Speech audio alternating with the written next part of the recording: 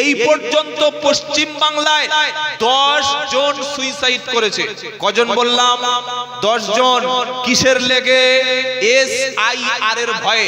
আরে ভাই, আমরা তো বাংলাদেশি প্রোডাক্ট না। কি আপনাদের মধ্যে বাংলাদেশি কেউ আছে নাকি? আরে হ্যাঁ বান একটা বলুন। হ্যাঁ বললে তবে তো বুঝবো যে আপনি ইন্ডিয়ান মাল। বাংলাদেশি হলে তো মুখ ছোট হয়ে যাবে। কি বুঝলেন? আমাদের যারা ভয় দেখাচ্ছে, বলল বিহারে SIR করে বাংলাদেশি অনুপ্রবেশকারী বার করে দেব। খুব খুব ভালো, ভেরি গুড। কিন্তু বিহারে SIR এ যত লোকের নাম বাদ গেল, পরিসংখ্যান দেখুন, তার মধ্যে কজন বাংলাদেশি আর কজন রোহিঙ্গা মুসলিম ছিল। আর আমাদের রাজ্যে একটা পাগলা কুকুর আছে, পাগলা, সারাক্ষণ সে মিডিয়ায় ভুল ভাট বকে যাচ্ছে যে পশ্চিম বাংলায় 1,20,00,000 রোহিঙ্গা মুসলিম আছে। কি বলছি কথা বুঝতে পারছেন না? সেজন্য খুব প্রয়োজন SIR এর। আর এই রোহিঙ্গা মুসলিম 1,20,00,000 এরাই তৃণমূলকে ভোট দেয়, প্রকাশ্য বলছে। তার মানে আমরা মুসলমানদের দেখলে আমাদের গায়ে একটা রোহিঙ্গা রোহিঙ্গা গন্ধ, বাংলাদেশি বাংলাদেশি গন্ধ। ঠিক আছে, 1,20,00,000 ধরে নিলাম রোহিঙ্গা বাস করে। রাষ্ট্রসংঘের রিপোর্ট হলো সারা পৃথিবীতে রোহিঙ্গা ছড়িয়ে ছিটিয়ে আছে মাত্র 2 লাখ। কত বললাম? 2 লাখ। আর আমাদের চিটিংবাজ নেতা, সাম্প্রদায়িক নেতা বলছে 1,20,00,000 রোহিঙ্গা শুধু পশ্চিম বাংলা আছে। এরাই ভোট ব্যাংক একটা বিশেষ দলের। ঠিক আছে, চলুন এবার যদি সঠিক স্বচ্ছভাবে SIR করা যায়, এবং এটা করতে হবে, এটা আপনাদের দাবি তো? আরে যদি বাংলাদেশ না হয় তোমার মুখে ভয় থাকবে কেন? আমি যদি ট্রেনের টিকিট কেটে শিয়ালদায় যাই, আমার পকেটে যদি টিকিট থাকে, তো ওই চেকার বা টিটি দেখলে আমার মুখে কি দোয়া ইউনুস আসবে? আসবে না। তখন আমার বুকে ভয় লাগবে। যখন টিকিট থাকবে না, আমি যদি পড়াশোনা করে যাই, তো আমার ক্লাসে কোশ্চেন দেখে পরীক্ষায় ভয় লাগবে কেন ভাই? কথা বুঝতে পেরেছেন?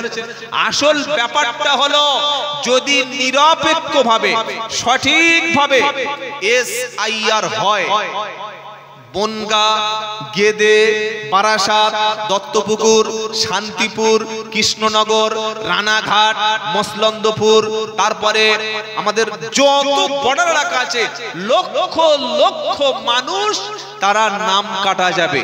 তারা এদেশে থাকতে পারবে না। আমি নিজে আসামে দেখে এসে আপনাকে শোনাচ্ছি। আসামে 2019 সালে NRC হয়েছিল, 17 লাখ লোকের নাম NRC তে ধরা পড়েছে। 12 লাখ ছিল হিন্দু, 5 লাখ ছিল, জোরে বলেন, মুসলিম। ভারত কোনো ধর্মশালা না যে বিদেশ থেকে এসে এখানে আমাদের দেশের খাবে, আমাদের দেশে ভোগ করবে আর এদেশের নাগরিকত্ব নিয়ে থাকবে। তাই আপনাদের কাগজটা একটু খালি রেডি রাখবেন। 2002 সালের বাপের ভোটার লিস্ট, মায়ের ভোটার লিস্ট, এই কাগজ যেগুলো অত বিস্তারিত বলছি না, একটু রেডি রাখবেন।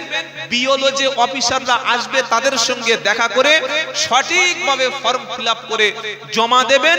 যারা এদেশের নাগরিক, হোক হিন্দু হোক মুসলমান, ইনশাআল্লাহ একজনের নামও বাদ পড়বে না। আলহামদুলিল্লাহ বলে। তবে যারা আমাদের দেখলে মোল্লা বাংলাদেশি বলে, রোহিঙ্গা বলে, খালি দেখতে চাই কবে SIR লিস্টটা বার হবে আর কটা রোহিঙ্গা আর কটা মোল্লা ধরা পড়ে। ইতিমধ্যে শুরু হয়ে গিয়েছে সুইসাইড করা 9 জন 10 জন শুরু হয়ে গেছে। মনে রাখবেন, ভারতবর্ষ আমাদের জন্মভূমি। পাকিস্তান যখন ভাগ হয়েছিল, আমরা ইচ্ছা করলে পাকিস্তানে চলে যেতে পারতাম, কিন্তু দেশের ভালোবাসায়, দেশের মাটিকে ভালোবেসে আমরা যাইনি। ইচ্ছা করলে 1971 বাংলাদেশ যখন স্বাধীন রাষ্ট্র হলো, আমরাও ইচ্ছা করলে বাংলাদেশে এদেশের মুসলমানেরা চলে যেতে পারতাম, যাইনি। কেন যাইনি? দেশকে ভালোবেসে, দেশের অবদান, দেশের স্বাধীনতার জন্য রক্ত দিয়ে দেশের সমস্ত কাজ আমরা এবং সবাই মিলেমিশে করেছি, তাই দেশকে ভালোবেসেছি। সুতরাং যত SIR NRC যা কিছু আছে সব কিছু চালিয়ে দাও। এখন আমার বলছে মানুষকে পেরেশানি করার ধান্দাটা দেখেন। বলছে আধার কার্ড এটা কোনো ডকুমেন্টস না। কি বলছি বুঝতে পারছেন না? সিম কার্ড কিনবেন, আধার কার্ড, রেশন তুলতে যাবেন, আধার কার্ড, বাচ্চা জন্মের পরে আধার কার্ড লাগবে, মরে গেলে আধার কার্ড, হসপিটালে আধার কার্ড, প্যান কার্ডের সঙ্গে আধার কার্ড, ড্রাইভিং লাইসেন্সের সঙ্গে আধার কার্ড। আধার কার্ডটা কোন জায়গায় নেই খালি বলুন, কোন জায়গায় নেই? এত কোটি কোটি কোটি কোটি টাকা খরচ করে হাজার হাজার লোকের লাইনে দাঁড় করিয়ে রেখে বলছে আধার কার্ড এটা পরিচয় পত্র না, তাহলে ভোটার কার্ড বলছে এটাও না, রেশন কার্ড এটাও না, প্যান কার্ড এটাও না। এগুলো মানুষের পেরেশানি, এগুলো মানুষের হয়রানি। আসলে সরকার যখন জালিম, সরকার যখন মানুষকে কাজ, রুটি রুজি, খাবার, মাকান, বাসস্থান দিতে পারে না, তখন মানুষকে পেরেশানি করার জন্য লাইনে দাঁড় করিয়ে দেয়। তো যাই হোক, যেটা আল্লাহর পক্ষ থেকে হচ্ছে এটা আমাদের জন্য ভালোর জন্য হচ্ছে, এতে ঘাবড়ানোর কারণ নাই। কি আপনারা ঘাবড়ে যাচ্ছেন নাকি? আবার অনেকে বাড়িতে দড়ি টড়ি কিনে, বিষ কিনে রাখেননি তো, যে নাম না আসলে আবার গলায় দড়ি দেবো, এরকম চিন্তা ভাবনা নেই তো? আরে ভাই, মরলে শহীদি, জিতলে গাজী, এটা মোদের নেশা। মুসলমানের ভয় আছে নাকি? কি গো, মরলে শহীদি, জিতলে গাজী, এটা যাদের নেশা, আল্লাহর রাস্তায় মরলে আমরা। 5 নম্বর পারা সূরা নিসার 78 নম্বর আয়াতে আল্লাহ পাক শোনাচ্ছে, তুমি যদি আকাশের দিকে চলে যাও, বিশাল একটা দুর্গ তৈরি করো, বিশাল একটা সেফ রুম তৈরি করো। আমাদের গাড়ি আর নেতাদের গাড়ির পার্থক্য আছে। এমএলএ, এমপি, প্রধানমন্ত্রী, মুখ্যমন্ত্রী, তাদের গাড়িটা কিন্তু বুলেট প্রুফ গাড়ি। কি গাড়ি বলেন? Bullet proof. আমার গাড়িতে গুলি করলে গাড়ি 2 সেকেন্ডে উড়ে যাবে, আপনার 4 চাকায় গুলি করলে ওমাল টিকবে না। কিন্তু মুখ্যমন্ত্রী, প্রধানমন্ত্রীর গাড়িতে গুলি করলে গাড়ির কোনো সমস্যা হবে না, কারণ গাড়িটা হলো বুলেট প্রুফ গাড়ি। কেন বুলেট প্রুফ গাড়ি? নেতার জীবনের দাম আছে, নেতা মরে গেলে সব শেষ, তাই বুলেট প্রুফ গাড়ি লাগবে। আল্লাহ পাক শুনিয়ে দিচ্ছে, তুমি যদি একটা বিশাল বড় রুম তৈরি করো, যে রুমটায় উপর থেকে বোম ফেললে ভিতরে ঢুকবে না, বাইরে থেকে AK-47 এ গুলি করলে রুমের ভিতর থেকে ভেদ হবে না, এই রুমের নাম হলো বুলেট প্রুফ রুম। কিন্তু আমি আল্লাহ বলছি, আইনামা তাকুনু ইদরিকুমুল মাউতু ওয়ালাউ কুনতুম ফি বুরুজিম মুশাইয়াদা। বুলেট প্রুফ রুম তৈরি করতে পারো গুলির হাত থেকে বাঁচানোর জন্য, কিন্তু আমার মালাকুল মউত আজরাইল কোন বুলেট প্রুফ ঘর ভেদ করে চলে যাবে, কারোর কথা শুনবে না। তাই যদি না হতো, ইন্দিরা গান্ধী, রাজীব গান্ধীকে বাঁচানো যেত, তাদের নিরাপত্তার অভাব ছিল না। মালাকুল মউত চলে আসলে বুলেট প্রুফ গাড়িতে কাজ। জোরে বলেন, আমাদের সঙ্গে দেখা করবে, তবে মালাকুল মউত আজরাইল যখন আসবে, আগে ফোনে SMS চলে আসবে, তুই রেডি হ, গোসল কর, আমি যাচ্ছি। তাই তো নাকি? কথা বলে না? আজরাইল আসার একদিন আগে ফোনে মেসেজ আসে তো? আরে হ্যাঁ না বলছেন না কেন? ফোনে মেসেজ আসে না, পঞ্চায়েত থেকে চিঠি আসে যে ভাই রেডি হ, দাড়ি রাখ, নামাজ পড়, টুপি পর, পাঞ্জাবি পর, দেনা পাওনা মিটিয়ে নে, বাপের কাছে ভাইয়ের কাছে ক্ষমা চা, বউয়ের দেনমোহরটা দিয়ে দে, জমি জায়গার কেলেঙ্কারি সব মীমাংসা করে নে, কে কত টাকা পাবে বুঝিয়ে দে, সামনে বৃহস্পতিবার সকাল 10টায় যাচ্ছি। মেসেজ আসে? জোরে বলো, আসবে না। যে কোনো মুহূর্তে কাছে চলে আসবে। ওহুয়াল কাহিরু ফাওকা ইবাদিহি ওয়া ইউরসিলু আলাইকুম হাফাজা হাত্তা ইদা জা আহাদাকুমুল মাউতু তাওয়াফাতুহু রুসুলুনা ওয়া হুম লা ইউফাররিতুন। 7 পারা সূরা আনআমের 61 নম্বর আয়াতে 5 নম্বর লাইনেতে কোরআন শুনিয়ে দিচ্ছে, ওয়া হুয়াল কাহিরু ফাওকা ইবাদিহি ওয়া হুয়াল কাহিরু ফাওকা ইবাদিহি। ও বান্দা, তুমি ক্ষমতা দেখাচ্ছ, পাওয়ার দেখাচ্ছ, নেতাগিরি দেখাচ্ছ, আমি আল্লাহ তোমার উপরে সবচাইতে বেশি ক্ষমতাবান। তোমার আয়ু যখন শেষ হয়ে আসবে, তোমার জীবনের প্রদীপটা যেদিন নিভে আসবে, তোমার হায়াতের শেষ দিন যখন ঘনিয়ে আসবে, তুমি ঘুমিয়ে আছো, তুমি বিছানায় আছো, তুমি কাজে আছো, তুমি ব্যস্ত আছো, এত ব্যস্ত 24 ঘন্টা সময় আল্লাহ দিয়েছে, তুমি 2 ঘন্টা সময় আমি আল্লাহ আমার জন্য দিতে পারো না। দিন আর রাত মিলিয়ে কত ঘন্টা? জোরে বলেন। 24 ঘন্টা। 2 ঘন্টা সারা দিনের মধ্যে গোসল করে কেটে গেল, সারা দিন 3 বার খেতে 2 ঘন্টা চলে গেল, তাহলে বাকি আছে কত ঘন্টা? 20 ঘন্টা। 6 ঘন্টা ঘুমালো, কত ঘন্টা বাকি আছে? 14 ঘন্টা। এবার 8 ঘন্টা ডিউটি করলো, 8 ঘন্টা ডিউটি করলো, এখনো বাকি আছে 8 থেকে 7 ঘন্টা, এখনো সময় বাকি আছে। এবার বান্দা ঘুমালো 6 ঘন্টা, এখনো হাতে বাকি আছে 4 ঘন্টা। এই 4 ঘন্টা সময় খাওয়া, ঘুম, গোসল, ইনকাম সব বাদ দিয়ে 3 থেকে 4 ঘন্টা সময় ফ্রি থাকে। একটা মানুষ দিনে 3 বার খেতে ধরুন 2 ঘন্টা সময় লাগলো, গোসলে 2 ঘন্টা সময় লাগলো, 6 ঘন্টা ঘুমালো, 8 ঘন্টা ডিউটি করলো, এখনো 4 ঘন্টা সময় হাতে বাকি আছে। যে আল্লাহ পাক এত সময় মূল্যবান দিল, এবার বলুন ফজর থেকে ইশা পর্যন্ত 5 বার নামাজ পড়তে মিনিমাম কতক্ষণ সময় লাগে? ফজরে 20 মিনিট, জোহরে 20 মিনিট, আসরে 10 মিনিট, মাগরিবে 20 মিনিট, কত হলো? 1 ঘন্টা 10 মিনিট। এশায় লাগলো আরো 20 মিনিট, তাহলে কত হলো?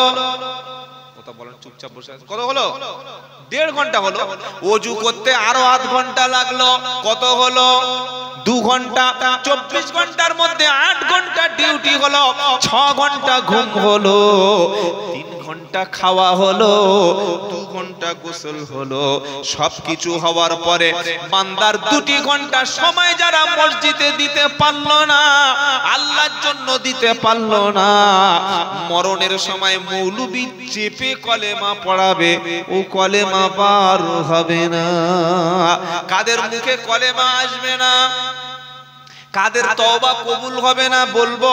কোরআন শোনাচ্ছে, ওয়ালাইসাতিত তাওবাতু লিল্লাযিনা ইয়ামালুনাস সাইয়্যাত হাত্তা ইযা হাদারা আহাদাহুমুল মাউতু ক্বালা ইন্নী তুবতুল আনা ওয়ালাল্লাযিনা ইয়ামুতুনা ওয়া হুম কুফফার উলাইকা আ'তাদনা লাহুম আযাবান আলীমা।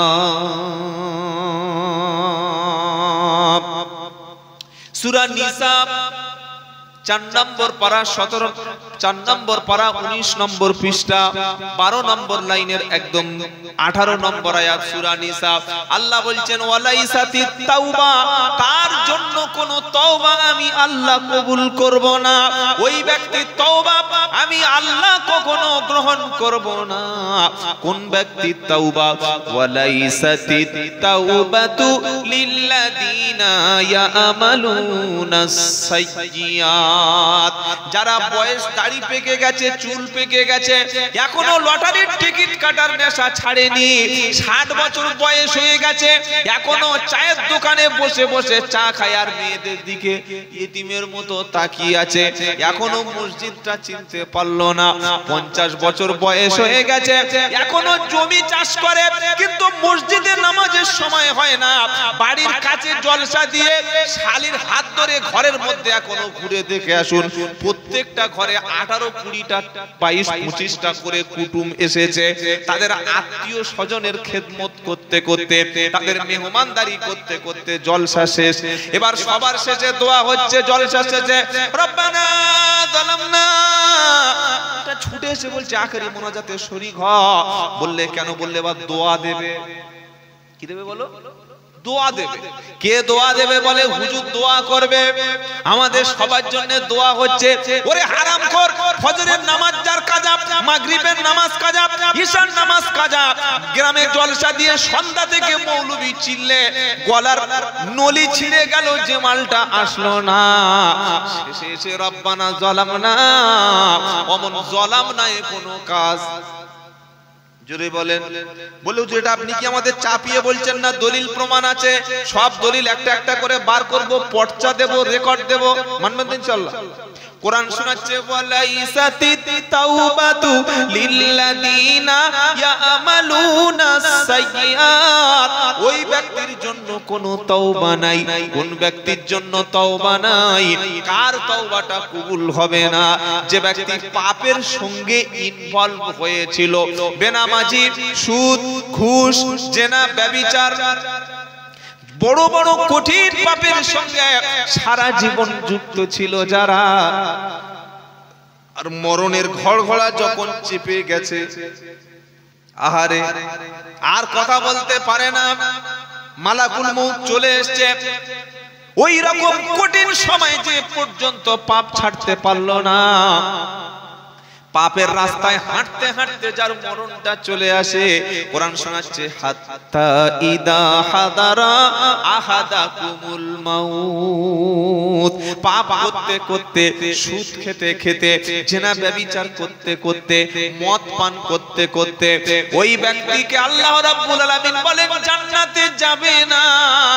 যারা মাতাল অবস্থায়, নেশা অবস্থায় জীবনটা কাটিয়ে দিয়েছে, বাপ মার অবাধ্য সন্তান, স্বামীর অবাধ্য স্ত্রী, এই তিনজন জান্নাতে যাবে না। যারা মাতাল, সারা জীবন মাতলামি করে গেছে, আর 2 নম্বর বাপ মার অবাধ্য সন্তান, 3 নম্বর স্বামীর অবাধ্য স্ত্রী, যারা জান্নাতে তাদের যাওয়া হচ্ছে না। এরকম সময় যদি মালাকুল মউত চলে আসে, বান্দা বলছে ক্বালা ইন্নী তুবতুল আনা, আল্লাহ এখন তওবা করছি, আস্তাগফিরুল্লাহ আস্তাগফিরুল্লাহ, কলেমা পড়ছি। 8 জন 10 জন মৌলবি মিলে এই রকম সুদখোর মাতাল লোকের পাশে কলেমা পড়ালো, মুখ থেকে কলেমা উচ্চারণ আর হচ্ছে না। সকলে বলছে আরে বাপটা মরে গেল, কি কষ্ট হচ্ছে। ফেরেশতা বলছে চিল্লাস না, চুপ কর, যতই কাঁদিস না কেন, এখন চাপ দিয়ে কলেমা বলানো হবে না। বললে হুজুর কলেমা আর তওবা কাদের মুখ থেকে বার হবে? দিনের মধ্যে যারা মসজিদে গেছে, যাব মসজিদ ইনশাআল্লাহ, ইনশাআল্লাহ বলেন, আওয়াজ নাই সব বলেন না ইনশাআল্লাহ। 5 বারের মধ্যে 2 বার অন্তত হাজিরা দেব। আজ থেকে আর কখনো দাড়ি চাঁচবো না, সুদের মাল খাবো না, মিথ্যা কথা বলবো না, ঘুষ খাবো না, ওজনে কম দেব না, বোনের ঠকাবো না, বাপের সম্পত্তি ঝেড়ে একা ফাঁকা করে দেব না, ভাইদের বোনদের যাদের হক আছে তাদেরকে একটু দিয়ে খাবো। তা না হলে মরণের সময় মালাকুল মউত যখন চলে আসবে, যতই বড় আস্তাগফিরুল্লাহ, যতই বড় লা ইলাহা ইল্লাল্লাহ, ওরে কলেমা নসিব ওই সময় আর হবে না। কারণ কলেমা নসিব হবে তাদের ঈমান নিয়ে মরবে যারা, আর ঈমানদারের মরণের সময় আল্লাহর ফেরেশতা এসে তাকে সালাম জানাবে। জোরে বলো সুবহানাল্লাহ। কোরআন শোনাচ্ছে, আল্লাযীনা তাতাওয়াফাহুমুল মালাইকাতু তাইয়্যিবিন সালামুন আলাইকুম উদখুলুল জান্নাতা বিমা কুনতুম তা'মালুন। সূরা নাহাল 14 নম্বর পারা 10 নম্বর লাইন 32 নম্বর আয়াত। আল্লাহ পাক শোনাচ্ছে, যাদের ঈমান আছে, যারা পবিত্র, যাদের পাক, নামাজিরা পাক না নাপাক তাড়াতাড়ি বলেন। নামাজিরা কি ভাই? নামাজিরা পাক, গোসল করে, ওযু করে, মিসওয়াক করে, পেশাব করে, পানি নেয়, সুদ খায় না, জেনা করে না, ব্যভিচার করে না, চুরি করে না, 2 নম্বরই করে না, চিটিংবাজি করে না, এরা ঈমানদার কোনোদিন নাপাক থাকতে পারে না। কোরআন শোনাচ্ছে, আল্লাযীনা তাতাওয়াফাহুমুল মালাইকাতু তাইয়্যিবিন, যাদের মরণটা হয় পবিত্র অবস্থায়। কি অবস্থায় বলেন? পবিত্র অবস্থায় নাপাক অবস্থায় মরণ হলে ওর মুখে কলেমা আসবে না, ওর কলেমাতে কাজ হবে না, ও তওবা পড়ালে তওবা কবুল হবে না। কিন্তু ঈমানদার মুমিন ব্যক্তির কাছে যার পবিত্র অবস্থায় রূহটা বার হবে, মালাকুল মউত এসে ঈমানদার মুমিন ব্যক্তির কাছে সর্বপ্রথম সালাম দেবে। জোরে বলো সুবহানাল্লাহ। মত কো সালাম পাবে, জোরে বলো। দুনিয়ায় মদ করে সালাম কেউ দেয়, দুনিয়ায় সুদ করে কেউ সালাম দেয়, দুনিয়ায় হারাম করে সালাম কেউ দেয়, কিন্তু আপনি নামাজ পড়েন, ঈমান আছে, পবিত্র অবস্থায় যদি এরকম কোন মুসলমান রাস্তা থেকে যায়, ছোট থেকে বড়, বাচ্চা থেকে ধেড়ো, সকলে কমপক্ষে সামনে দেখা হলে আসসালামু আলাইকুম, এটা অন্তত ঈমানদার মুমিনদেরকে বলে কি বলে না? বাবাজিরা, আল্লাহওয়ালা ভাইরা, কোরআন শুনিয়ে দিচ্ছে ঈমানদার মুমিন ব্যক্তির মরণের সময় ফেরেশতা এসে সালাম দেবে, সালামুন আলাইকুম উদখুলুল জান্নাতা বিমা কুনতুম তা'মালুন। ওরে বান্দা, দুনিয়াতে তুমি যে ভালো আমল করেছিলে, ঈমান ছিল, নামাজ ছিল, আমি আল্লাহর পক্ষ থেকে ফেরেশতা এসে তোমাকে সালাম জানাচ্ছি, আল্লাহর পক্ষ থেকে শান্তি বর্ষণ হোক। আর তুমি যে আমল করেছিলে, এই আমলের কারণে তুমি চলো আল্লাহর জান্নাতে। জোরে বলুন না সুবহানাল্লাহ। শুধু সালাম দেবে না, ঈমানদার ব্যক্তির রূহটা যখন বার হতে যাবে, ওই সময় আল্লাহর ফেরেশতা ঈমানদার ব্যক্তিকে জান্নাতের সুসংবাদ শোনাবে। নারায়ে তাকবীর। বললে হুজুর ঈমানদারের জান্নাতের সুসংবাদ শোনাবে কে বলেছে বলো? কোরআন শোনাচ্ছে, ইন্নাল্লাযীনা ক্বালু রাব্বুনাল্লাহু সুম্মা ইসতাকামু তাতানাজ্জালু আলাইহিমুল মালাইকা আল্লা তাখাফু ওয়ালা তাহজানু আবশিরু বিল জান্নাতিল্লাতী কুনতুম তুআদুন নাহনু আউলিয়াউকুম ফিল হায়াতিদ দুনিয়া ওয়া ফিল আখিরাহ। সূরা হামিম সাজদা 24 নম্বর পারা 19 নম্বর পৃষ্ঠা 3 নম্বর লাইনে 30 নম্বর আয়াত। আল্লাহ পাক শোনাচ্ছে, ইন্নাল্লাযীনা ক্বালু রাব্বুনাল্লাহ, যারা বলে আল্লাহ আমাদের রব। আমাদের রব কে? আমাদের রব কে? আল্লাহ আমার রব, ওই রবই আমার সব। আল্লাহ আমার রব, ওই রবই আমার সব। যারা বলে ইন্নাল্লাযীনা ক্বালু রাব্বুনাল্লাহ, যারা বলে আল্লাহ আমাদের রব, আমরা বলি না কথা মনে হচ্ছে বুঝতে পারছেন কার সামনে বক্তব্য করছি। একবার লোডশেডিং, একবার এই ঝামেলা, কথা। আমাদের রবকে বলেন, এটা বলতে এত সময় লাগে? আমি যে বক্তব্যটা করছি, এটা যদি আপনাদের বোঝাতে না পারি, তোমার টাকা দিয়ে তো বেকার, আর আমার বক্তব্য করে বেকার। খালি বাবারা হয়ে না, কোনো লাভ নাই। এখন জলসা মানে সুদ দিতে হবে। জলসা মানে কি? বেতাল সুদ। যে মালের গলা নাই ও বক্তা না। বড় শাইখুল হাদিস, বড় কিতাবি আলেম, বিশাল বড় পণ্ডিত, কণ্ঠ নাই, ভালো হাসাতে পারে না, গজল গাইতে পারে না, ও দাওয়াত নাই। দাওয়াত আছে? জোরে বলেন। মাদ্রাসায় পড়েনি, মক্তবে পড়েনি, কোরআন সহি না, হাদিস জানে না, বক্তব্যের মধ্যে কোরআন নাই, দিনের আলোচনা নাই, ইসলাহার কোনো বক্তব্য নাই, মুসলিম সমাজকে কিভাবে ভালো পথে আনবে, মানুষকে ঐক্যের বার্তা দেবে, এসব চিন্তা ভাবনা নাই। উঠেই প্রথমে সুর ধরলো একটা কানে হাত দিয়ে, বাঘের ঘটনা, সাপের ঘটনা, বোতল ফাটানোর ঘটনা, কোথায় একটা কেরামতি, কোথায় একটা পেপারের ঘটনা। ওই বলতে বলতে 10টা বেজে গেছে, বক্তা নিয়ে এসো, আমার এখান থেকে যেতে হবে, সেই মসলন্দপুর যাবো, ওখানে 11টায় টাইম রয়েছে, বক্তা নিয়ে এসো। কমিটির ছেলেরা বললে কি ব্যাপার হুজুর, আপনাকে তো 10:30 পর্যন্ত টাইম। না, চলবে না, আমার আরেকটা জলসা আছে। এই হচ্ছে বর্তমান জলসার অবস্থা। তো আমি চিল্লে গলা ফাটিয়ে বলবো, আর আপনারা ওই মরার মতো বুদ্ধি লাভ হবে না। আমি বোঝাতে পারছি কিনা এটা আগে আপনাকে জানতে হবে। আমাদের রবকে আল্লাহ, রব কাকে বলে? যিনি পালন করনেওয়ালা, যিনি পালন কর্তা, যিনি লালন কর্তা, যিনি সৃষ্টি করে ছেড়ে দেন না, সৃষ্টি করার পরে মানুষের প্রয়োজন চাহিদাটা মেটায়, যিনি রব হলেন তিনি।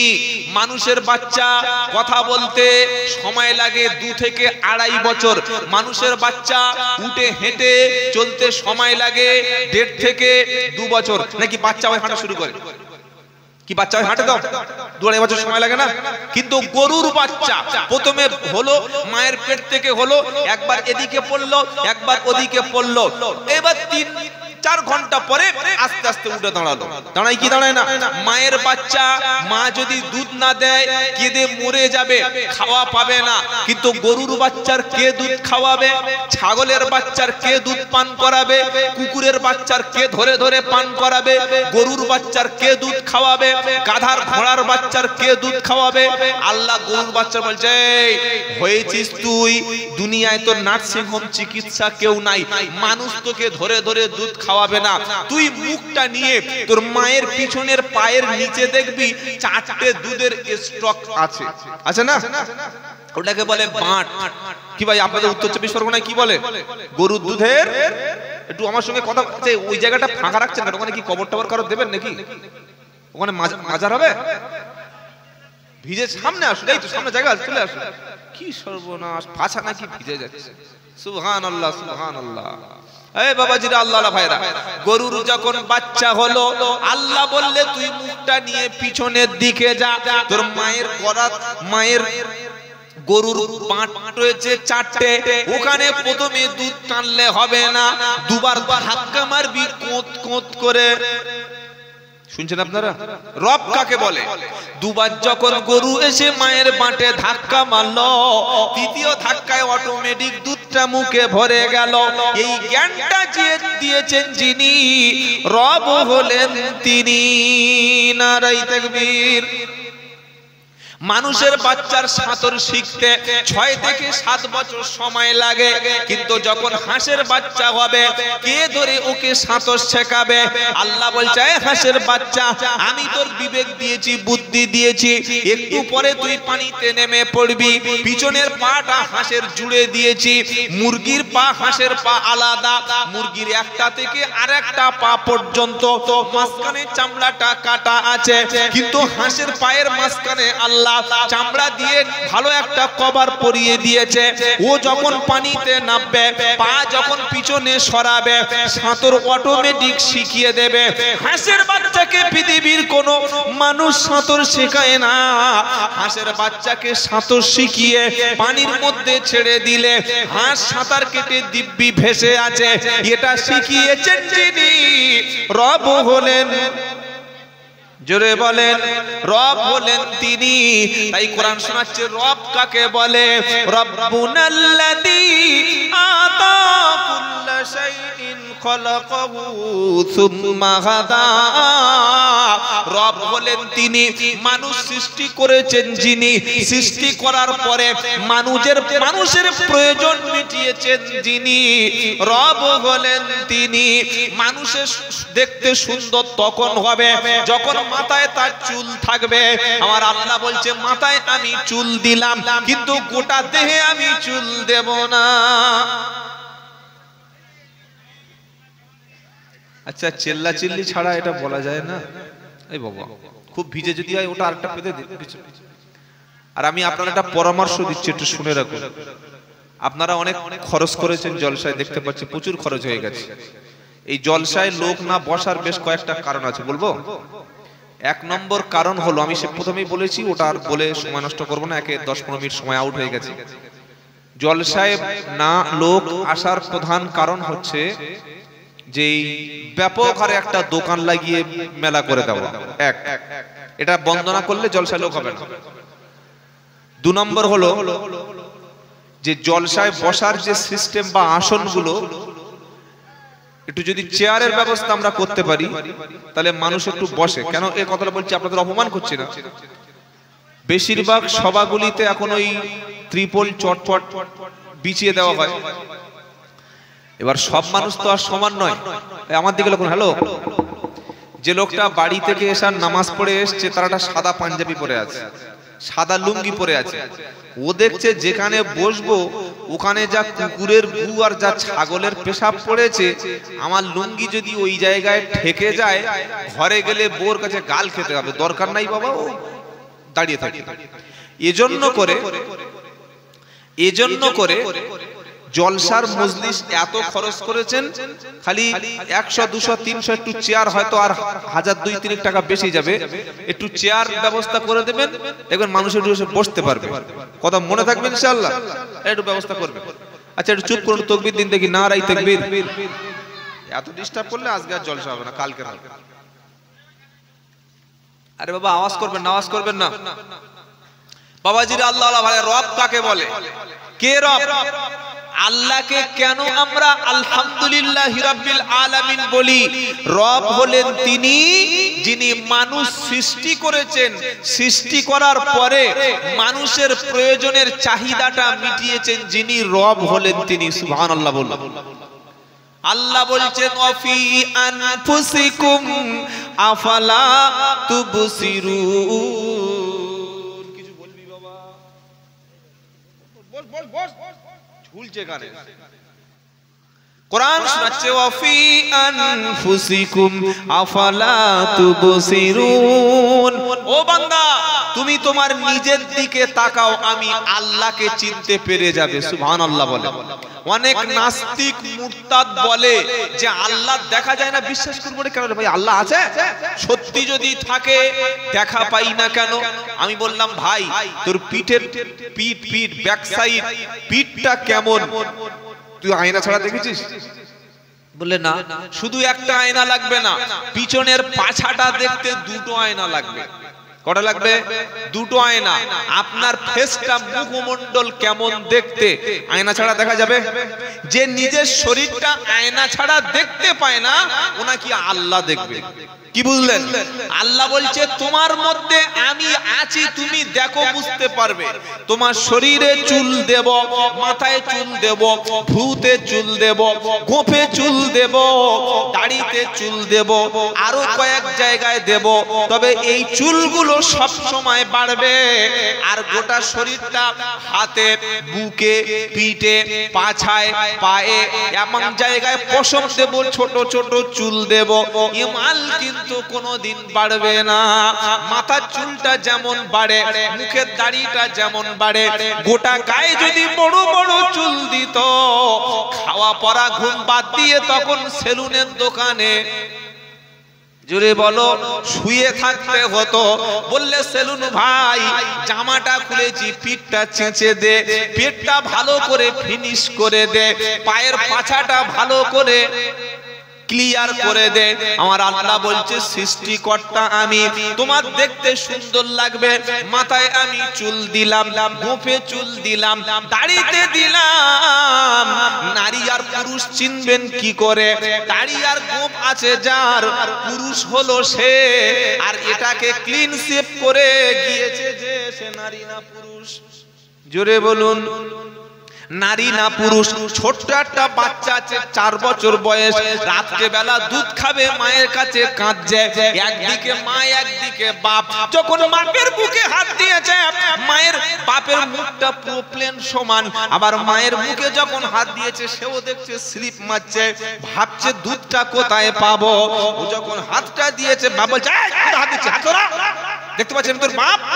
এটা হচ্ছে লজ্জা আমাদের জন্য। পুরুষের পুরুষত্ব এটা বজায় থাকবে দাড়ি এবং গোঁফে। তাই এত বড় 7 হাত না হোক, রবীন্দ্রনাথ ঠাকুরের মতো 1.5 ফুট দাড়ি না হোক, আলেম ইমাম সাহেবের মতো এত বড় না হোক, মিনিমাম 1 মুষ্টি দাড়ি রাখা ওয়াজিব।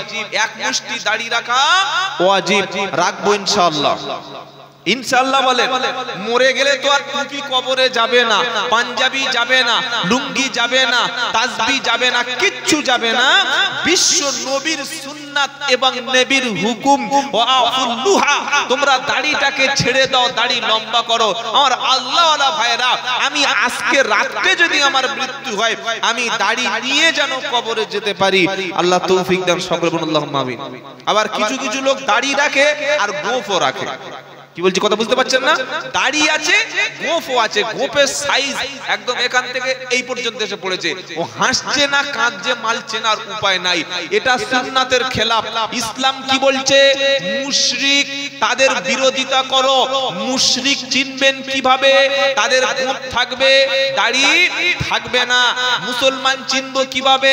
গোঁফ ছোট হবে, দাড়িটা বড় হবে।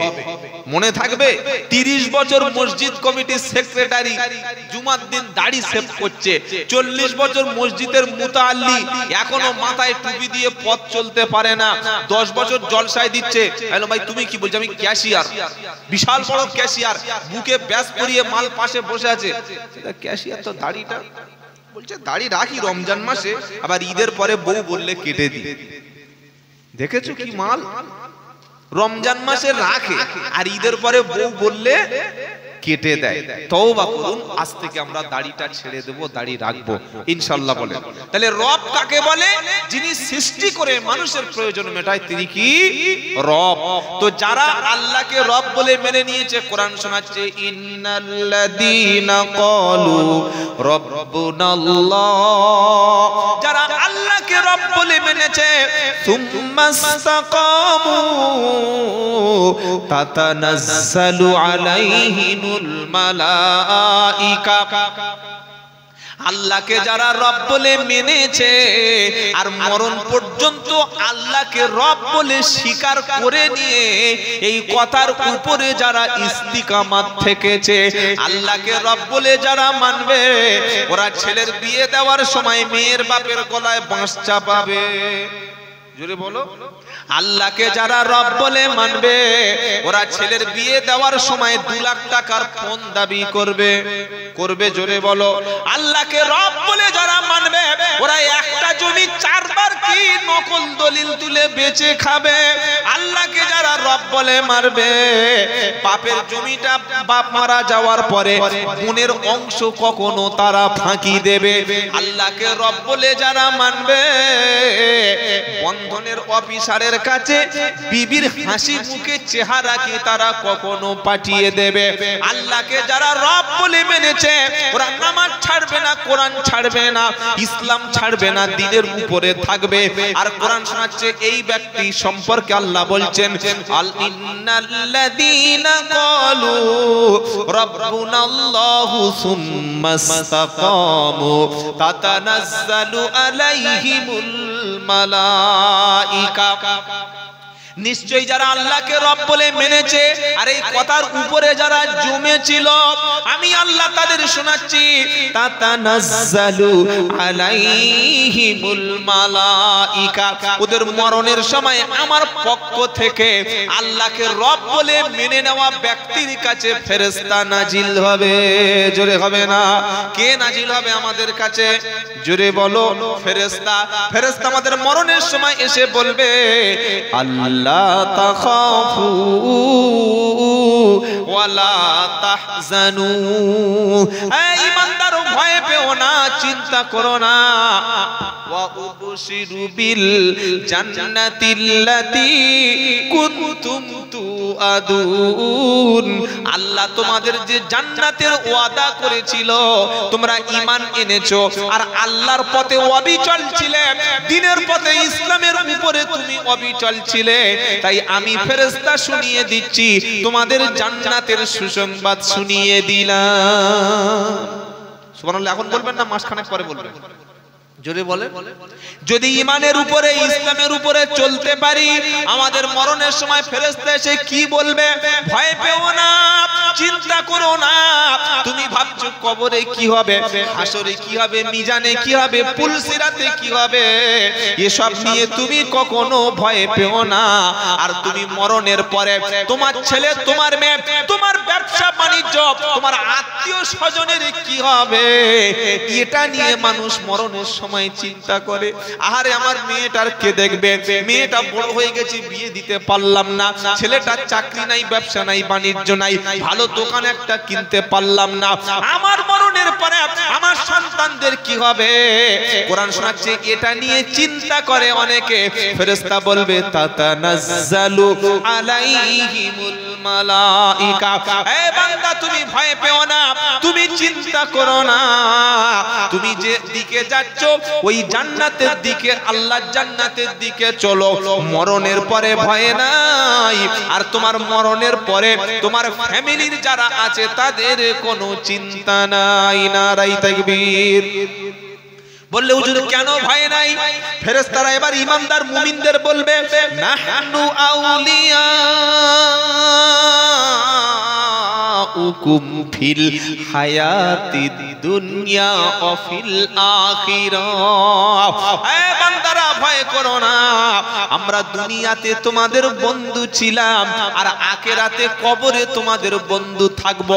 যেদিন হাসরের ময়দান থেকে তুমি উঠবে, হাসরের ময়দান থেকে পুলসিরাত পার করাবো, জাহান্নামের পুলসিরাতটা পার করে সব জায়গায় তোমার সাথী হব। যতক্ষণ তুমি জান্নাতি না হবে আমরা ফেরেশতারা তোমাদের সাথী হব। জোরে বলো সুবহানাল্লাহ। যদি ফেরেশতাদের সাথী করতে চাই তাহলে নামাজি ঈমানদারের সঙ্গে সাথী হব ইনশাআল্লাহ বলেন। কারণ কোরআন শোনাচ্ছে ইয়া আইয়ুহাল্লাযীনা আমানুত্তাকুল্লাহা ওয়া কুনু মা'আস সাদিকিন। সূরা তাওবা 11 নম্বর পারা 5 নম্বর পৃষ্ঠা 5 নম্বর লাইন 119 নম্বর আয়াত। ইয়া আইয়ুহাল্লাযীনা আমানুত্তাকুল্লাহা ওয়া কুনু মা'আস সাদিকিন। এই ঈমানদারেরা আল্লাহকে ভয় করো আর সৎ ব্যক্তিদের সাথে থাকো, নেককার ব্যক্তিদের সাথে থাকো। কাকে চা খাওয়াবো, কার পিছনে ঘুরবো, কার সঙ্গে সম্পর্ক রাখবো, কাকে আমি বন্ধু বলে মেনে নেব, আমি কার সঙ্গে সময় দেব, কার সঙ্গে আড্ডা মারবো, আমার মেয়েটা কোন ছেলের সঙ্গে বিয়ে দেব, কে আমার আত্মার আত্মীয় হবে, কে আমার বন্ধু হবে। কোরআন শুনিয়ে দিয়েছে আমানুত্তাকুল্লাহা ওয়া কুনু মা'আস সাদিকিন। ও ঈমানদারেরা আল্লাহকে ভয় করো আর নেককার ব্যক্তিদের সাথে তুমি চলতে থাকো। চলবো ইনশাআল্লাহ। জোরে বলেন। মেয়ের বিয়ে দেব কার সাথে?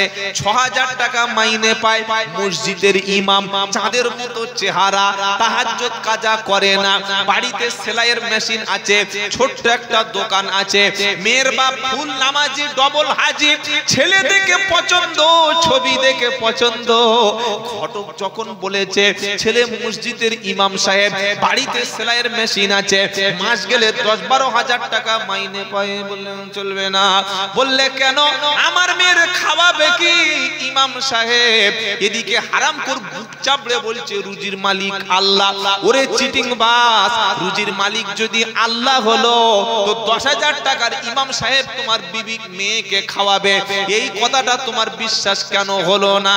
আমরা যাদের সঙ্গে বন্ধু করি অধিকাংশ মাতাল, অধিকাংশ আল্লাহদ্রোহী, অধিকাংশ কোরআনের বিরোধী, অধিকাংশ বেঈমান নাস্তিক মুরতাদ, তাদেরকে বন্ধু রূপে আমরা গ্রহণ করি।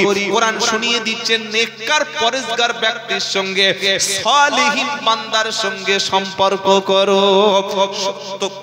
সত্যবাদীর সাথে থাকো। কার সাথে থাকবো? সত্যবাদী। জোরে বলেন কার সাথে? সত্যবাদী। এখন সত্যবাদী, ওর গায়ে তো কোনো স্ট্যাম্প নাই, ওর গায়ে কোনো লেভেল নাই, ওর গায়ে কোনো ট্যাগ লাগানো নাই। সত্যবাদী বুঝবো কি করে সত্যবাদী? তো কোরআন বলছে বোঝার জন্য আবার অন্য আয়াত আছে, ইন্নামাল মুমিনুনাল্লাযীনা আমানু বিল্লাহি ওয়া রাসূলিহি সুম্মা লাম ইয়ারতাবু ওয়া জাহাদু বিআমওয়ালিহিম ওয়া আনফুসিহিম ফি সাবিলিল্লাহি উলাইকা হুমুস সাদিকুন। 26 নম্বর পারা সূরা আহকাফের 16 নম্বর আয়াত আল্লাহ পাক শোনাচ্ছে ইন্নামাল মুমিনুনাল্লাযীনা আমানু বিল্লাহি ওয়া রাসূলিহি, নিশ্চয়ই আল্লাহর ঈমানদার ব্যক্তি হলো তারা যারা আল্লাহর উপরে ঈমান এনেছে এবং রাসূলের উপর ঈমান এনেছে। সুম্মা লাম ইয়ারতাবু, আর ঈমান আনার ব্যাপারে তারা কোনো রকমের সন্দেহ পোষণ করে না। ঈমান আনার পরে কোনো সন্দেহ পোষণ করে না। তারপরে কি ওয়াজাহাদু বিআমওয়ালিহিম ওয়া আনফুসিহিম ফি সাবিলিল্লাহ, আর আল্লাহর রাস্তায় জান এবং মাল এ দুটো দিয়ে সংগ্রাম করে যারা। প্রথমে ঈমান আনে আল্লাহর উপরে, তারপরে রাসূলের উপরে। ঈমান আনার পরে ঈমানের ব্যাপারে কোনো সন্দেহ থাকে না। আর 3 নম্বর হলো জান এবং মাল এ দুটি আল্লাহ রাস্তায় দিয়ে সংগ্রাম করে যারা। কোরআন শোনাচ্ছে উলাইকা হুমুস সাদিকুন, ওরাই হলো সত্যবাদী। নারাই তাকবীর। ছেলের বিয়ে দিয়েছে, মেয়ের বিয়ে দিয়েছে কাঁচা বেনামাজির সাথে, কিসের আশা করতে পারে? এখন আগে বেনামাজি ছিল, এখন মাল খায়, মদখোর। মেয়ের মারছে, ইমাম সাহেবের কাছে রাতে এসে বলছে হুজুর ঠিক করে দাও। কি ঠিক করবে? বললে মেয়েটার জন্য একটা তাবিজ দাও। বলুন তো ভাই, কোন মাতালকে মাতলামি ছাড়ানোর জন্য তাবিজে কাজ হবে বলে মনে হচ্ছে? ও তাবিজটা দেওয়ার দরকার ছিল বাচ্চা বয়সে, যেদিন ছোট ছিল সেদিন কোরআন ওকে পড়ানোর দরকার ছিল, কোরআন বোঝানোর দরকার ছিল, কোরআনের মক্তবে পাঠানোর দরকার ছিল। তাহলে তো আর মালখোর হতো না, তাহলে তো আর বেনামাজি হতো না, তাহলে তো আর বদ্দিন হতো না। সেদিন ওকে কোরআন থেকে, মক্তব থেকে, দিন থেকে, ইসলাম থেকে দূরে সরে রাখা হলো। এখন মদখোর রাত্রেবেলা মাল খেয়ে এসে মেয়ের উপরে রাত্রে অত্যাচার করে। মেয়ে ফোন করে বলছে ও আব্বা আমার মেরে দেবে, বলছে নিয়ে যাও না। বললে মা তুই রাত্রেবেলা পালিয়ে চলে আয়। থানায় আসার সময় একটা কমপ্লেন করে আয়। কমপ্লেন করে বাড়ি চলে আসলো। এবার ছুটে এসছে হুজুর তাবিজ দেবে। তাবিজ কানে কানে বলছে তাবিজ হবে? কিসের তাবিজ? বলছে মালখোরের তাবিজ, আমার মেয়েটা যেন সংসার করতে পারে সেই তাবিজ দাও। কোন ইমাম সাহেব যদি মালখোরের তাবিজ দিয়ে মদখোর ছাড়ানো যেত, তাহলে আমরা ইমামরা, আলেমরা আগে মসজিদ আর মাদ্রাসা কমিটির সেক্রেটারিকে তাবিজ করে বশ করিয়ে নিতাম। কারণ সবচাইতে কম বেতন ইমাম সাহেবরা পায়। কি বলছি কথা বুঝতে পারছেন না? সবচাইতে কম পয়সা, কম বেতন ইমামদের দেওয়া হয়। তাবিজে যদি কারোর বশ করে নেওয়া যেত, আগে মসজিদ কমিটির সেক্রেটারি আর ক্যাশিয়ার দুটো মালকে বশ করিয়ে নিয়ে ৮,০০০-এর মাইনেটা ১০,০০০, ৬,০০০ টাকা দেয় বলে মনে হয়। ৮,০০০ দেয় নাকি? বক্তার ২০,০০০ টাকা দেবে। ২ ঘন্টার ঠকবাজ গলাবাজ মালকে ৩০,০০০ টাকা দেবে। আবার ৪০,০০০-এর বক্তা আছে, ৫০,০০০-এর বক্তা আছে, ৬০,০০০-এর বক্তা আছে, ৮০,০০০-এর বক্তা আছে। নাম বলবো? বলতে পারি কিন্তু বলবো না, এই মিডিয়ায় আবার কথা হাইলাইট করে ফেলে দেবে। ৫০, ৬০,০০০, ৭০,০০০ টাকার বক্তা পশ্চিম বাংলায় আছে। ২০,০০০ টাকা দিয়ে গুনে দিচ্ছে। আগে টাকা পুরো ফোন পে করে দিতে হবে, পরে বক্তা জলসা করবে। এরা নাকি নায়েবে রসুল, এরা নাকি আওলাদে রসুল, এরা নাকি দিনের প্রচারক। কারা? পুরো টাকাটা ফোন পে পাঠিয়ে দাও, পরে গিয়ে তোমাকে সার্ভিস দেব। কি সার্ভিস দেব? দিনের প্রচার করব। কিন্তু ইমামের টাকা মাস শেষ হয়ে গেলে ৪ দিন ৫ দিন কোনো খবর নাই। আমি আব্দুল্লাহ জুবায়ের বলছি, ৩০, ৪০, ৫০,০০০ টাকার বক্তা এনে, ২৮,০০০ টাকার বক্তা এনে, ৬০,০০০ টাকার পীর সাহেব এনে, ৭০,০০০ টাকার আওলাদে রসুল এনে সমাজের পরিবর্তন হবে না। কেন হবে না? কারণ ওই পীর সাহেব, ওই বক্তা সাহেব, ওই আলেম সাহেব ৩০, ৪০, ৫০, ৬০,০০০, ৮০,০০০ টাকা যারা টাকা ছাড়া আসছে না, phone pay payment, UPI payment না করলে আপনার দাওয়াতকে রিজেক্ট করছে। ওর উদ্দেশ্য হচ্ছে মাল কামানো। কিছু ঠিক বলছি তো? উদ্দেশ্য কি বলেন? জোরে বলেন। বলে যে আপনি নেবেন না, নেব, যেটা দেবেন সেটা নেব। কথা মনে থাকবে ইনশাআল্লাহ। ওর উদ্দেশ্য তো মাল কামানো, মাথায় টুপি হবে, মুখে দাড়ি হবে, পাঞ্জাবি হবে, নামের আগে আওলাদ লেখা থাকবে, নামের আগে আন্তর্জাতিক মুফাসসির লেখা থাকবে। কিন্তু এগুলো সমাজের আই ওয়াশ, সমাজকে ধোঁকা দেওয়ার ধান্দা। কবি বলছেন এ হাল তেরা জাল হ্যায়, मकसद तेरा माल है कि आजब तेरा चाल है, लाखों को अंधा कर दिया। কথা বুঝে এসেছে বাবাজি? ये हाल तेरा चाल है, मकसद तेरा माल है। টাকা বেশি দিলে তখন 2000 টাকা দোয়াটা 20 মিনিট, আর 50 টাকা আল্লাহুম্মা আমিন শেষ হয়ে গেল। 3000 টাকা দিলে দোয়া আরো লম্বা হবে। যত মুরিদ ভক্ত যার যত বেশি নজরানা দেবে, তার মাথায় হাত আর মুসাফাটা তার বাড়বে। কিন্তু হাক্কানি পীরেরা, হাক্কানি ওলিরা যারা আমাদের দেশে দিন প্রচারের জন্য এসেছিল, টাকা, অর্থ, সম্পদ, সম্মান, ডিগ্রি, মাল এগুলোর পিছনে তারা ছুটতেন না। তাদের উদ্দেশ্য ছিল আল্লাহর জমিনে দিন প্রচারের জন্য আমরা জীবন দিয়ে দেব। দিয়েছেন, সম্মান আল্লাহ তাদের দিয়েছেন। আব্দুল কাদের জিলানী রহমাতুল্লাহ আলাইহি, খাজা মঈনুদ্দিন চিশতি রহমাতুল্লাহ আলাইহি, নিজামউদ্দিন আউলিয়া রহমাতুল্লাহ আলাইহি, আশরাফ আলী থানভী রহমাতুল্লাহ আলাইহি, বুশরাত আল্লামা রুহুল আমিন রহমাতুল্লাহ আলাইহি, মুজাদ্দিদ জামান আবু বকর সিদ্দিক রহমাতুল্লাহ আলাইহি, সুফি ফতেহ আলী ওয়াইসি হুজুর রহমাতুল্লাহ আলাইহি। কি ভাই ঠিক বলছি না ভুল বলছি? টাকার পিছনে ছড়ে নাই। এখন এমনও বক্তা আছে টাকা ফোন পে করে তুলে নিয়ে আর ফোন তুলছে না, একই চিটিং বাস। আমি দিনাজপুরে গেলাম, 400 কিলোমিটার রাস্তা আমার বাড়ি থেকে, প্রায় 12 ঘন্টা রাস্তা। গিয়ে বললে হুজুর এই বক্তাটার ফোন নাম্বার আছে, আপনি এর চেনেন? এখন আমি তার সঙ্গে সম্পর্ক আছে সেই বক্তার সাথে, আমি বলতে পারছি না যে চিনি না। ভাই চিনি, কিন্তু অনেকদিন হলো আর মানে ঘুরিয়ে যেতে হচ্ছে, খুব একটা যোগাযোগ নাই। কেন? বললে 30,000 টাকা নিয়ে মালটা আমাদের জলসায় আসে নাই, খুঁজি পেলে ওকে হাদিয়া দেব। কথা বুঝতে পারছেন? তাহলে এই যে সমাজে আইওয়াশ করছে, বললে কেরাম বক্তা, বললে বিশাল বড় বক্তা। কত বড়? 8 ফুট 10 ফুট হবে নাকি? বললে না, সাইজ ঠিক আছে, কিন্তু মালটার ভালো চাহিদা আছে না ভাই। কবি বলে দিয়েছে এ হাল তেরা জাল হ্যায়, मकसद तेरा माल है कि आजब तेरा चाल है, लाखों को अंधा कर दिया। এই যে জামা, টুপি, দাড়ি, পাঞ্জাবি, জুব্বা, বিশাল মূর্তি ধারণ করে এসেছে তাকবীর দিতে দিতে, এগুলো হচ্ছে জাল, এগুলো মানুষের আই ওয়াশ করা। আসল উদ্দেশ্য কি? মাল কামানো।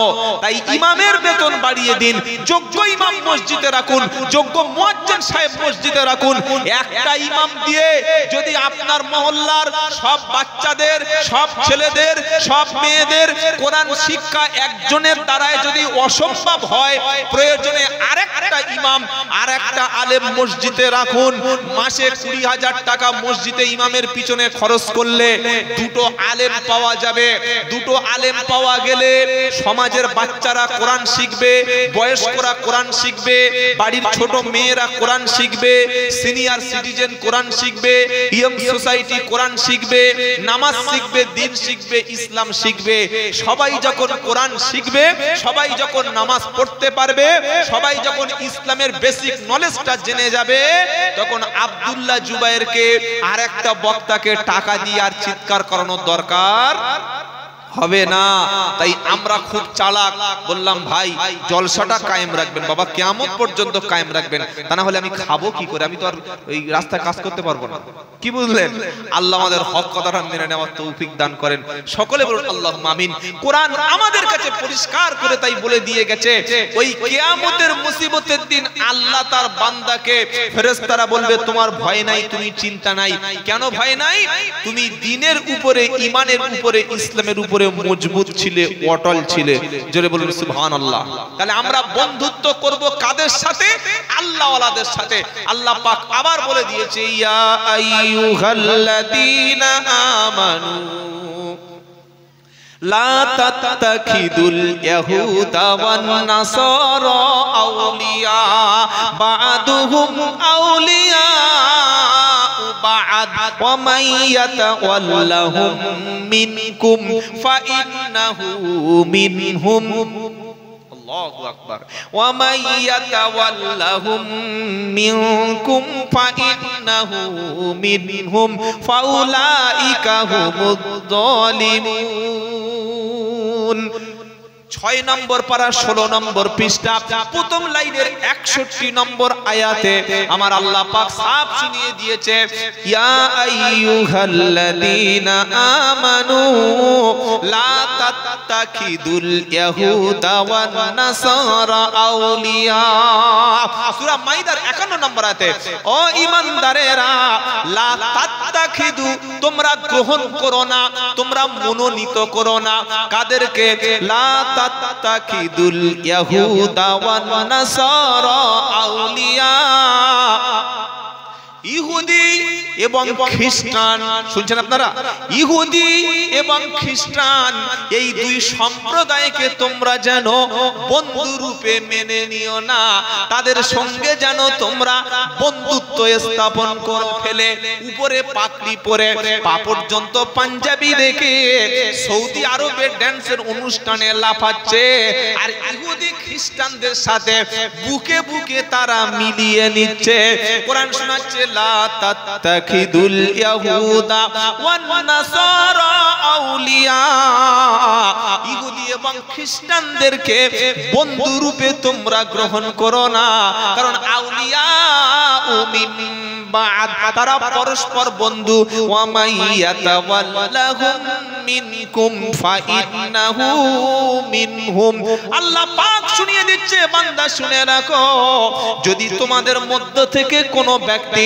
ঈমানদার মুমিনকে ছেড়ে অমন ইহুদি খ্রিস্টানদেরকে বন্ধু রূপে গ্রহণ করে আমি আল্লাহ শুনিয়ে দিচ্ছি ও ব্যক্তি আল্লাহর কথায় আল্লাহর কাছে ও একটা জালিম আল্লাহর কাছে কি বলেন জোরে বলেন জালিম তাহলে আমরা বন্ধুত্ব করব কাদের সাথে ঈমানদারের সাথে ইনশাআল্লাহ বলেন জোরে বলেন ইনশাআল্লাহ ঈমানদার আল্লাহ ওয়ালার সাথে বন্ধুত্ব করব এটা আমাদের ঈমানের দাবি সেই ঈমানদার ব্যক্তি পৃথিবীর যে প্রান্তে থাক সে আমার দিলে থাকবে অন্তরে থাকবে ইনশাআল্লাহ সে আমার অন্তরে থাকবে যে ওই ঈমানদার আল্লাহ পাক আরো শুনিয়ে দিচ্ছে ইয়া আইয়ুহাল্লাযীনা আমানু ধরুন আপনার বাপ আপনার মা আপনার চাচা আপনার ভাই আপনার জামাই আপনার বন্ধু আপনার বোনাই আপনার শালা আপনার খালু এই আত্মীয় স্বজনের মধ্যে যদি কেউ আল্লাহ এবং রাসূলের বিরুদ্ধে চলে আল্লাহ এবং রাসূলের বিরুদ্ধে থাকে আল্লাহ এবং রাসূলের বিপক্ষে থাকে তাদেরকে বন্ধুরূপে মেনে নেওয়া যাবে জোরে বলেন আমরা অনেক সময় মনে করি ভাই ও ঠিক আছে ও আমার আত্মীয় হয় ও ঠিক আছে কোনো সমস্যা নাই আমার জামাই হয় আমার অমুক আত্মীয় হয় তার সঙ্গে তো আর সম্পর্ক নষ্ট করতে পারবো না ওর সঙ্গে কি আর খারাপ ব্যবহার করা যাবে ওর বাড়িতে আমার মেয়েদের আছে আমার ফুফুতো বোন হয় আমার খালাতো ভাই হয় আমার চাচতো অমুক একটা সম্পর্ক হয় ওর সাথে সম্পর্ক নষ্ট করা যাবে না কিন্তু আল্লাহ বলছেন আল্লাহকে অখুশি করে পৃথিবীর কোনো ব্যক্তিকে সন্তুষ্ট করা হারাম কি বললাম আল্লাহ অখুশি এমন কোন ব্যক্তির সঙ্গে আমি খুশি করছি সম্পর্ক করছি যে আল্লাহ সেখানে অখুশি এই রকম সিচুয়েশনে আল্লাহর বিরুদ্ধে সে আছে ইসলামের বিরুদ্ধে আছে কোরআনের বিরুদ্ধে আছে দ্বীনের বিরুদ্ধে আছে এমন ব্যক্তির সঙ্গে বন্ধুত্ব রাখা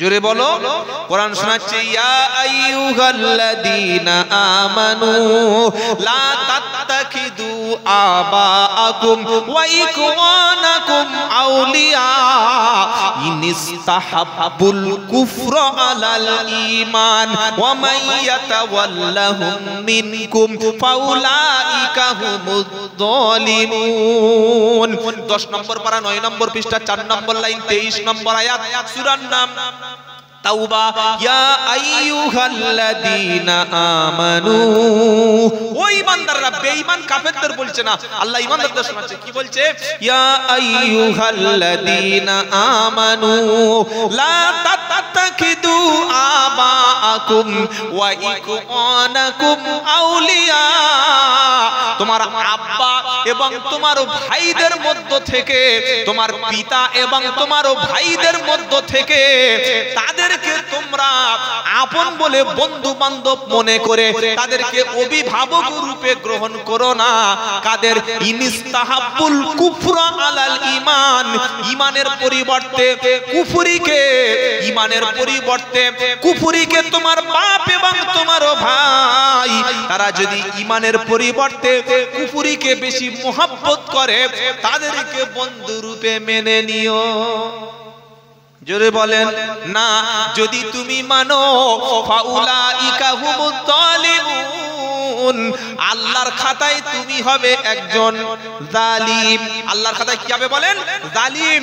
আর আল্লাহ তার নবীকে শোনাচ্ছে, নবী তুমি ইহুদি খ্রিস্টানদের মন সন্তুষ্ট করে চলবে না, তুমি চলতে পারবে না। অনেক মুসলমান আছে বলে ভাই মিলেমিশে চলতে হবে, মিলেমিশে চলুন। হিন্দুরা আমাদের ভাইয়ের মতো, একসঙ্গে চলি, একসঙ্গে খাওয়া দাওয়া করি, একসঙ্গে বসবাস করি, সব ঠিক আছে, কিন্তু তাদের দ্বীনের সাথে, তাদের ধর্মের সাথে, তাদের ইলাহার সাথে, তাদের মানে মালিকের সাথে, তাদের মাবুদের সাথে আমাদের মাবুদ কি মিলবে? জোরে বলে মিলেমিশে চলুন, সম্প্রীতি বজায় রাখুন, ভ্রাতৃত্ব বজায় রাখুন। অমুসলিম বিপদে পড়লে টাকা দিন। তাদের মেয়ের বিয়েতে দাওয়াত করেছে, আপনি খেতে যান, মাংস খাবেন না, কি আছে? তাদের বাড়িতে বিপদ হয়েছে, আপনি সাহায্য করুন। তাদের বাড়িতে জল পড়ছে, পানি পড়ছে, টাকা দিয়ে তাদের ত্রিপল কিনে দিন। তাদের মেয়ের বিয়ে হতে পারছে না, আপনি টাকা দিন। তারা কষ্টে পড়েছে, আপনি সাহায্য করুন। কিন্তু দ্বীনের ক্ষেত্রে, ঈমানের ক্ষেত্রে, ইসলামের ক্ষেত্রে তাদের সঙ্গে আমাদের সম্পর্ক ঈমানের ক্ষেত্রে থাকবে না। মনে থাকবেন ইনশাআল্লাহ।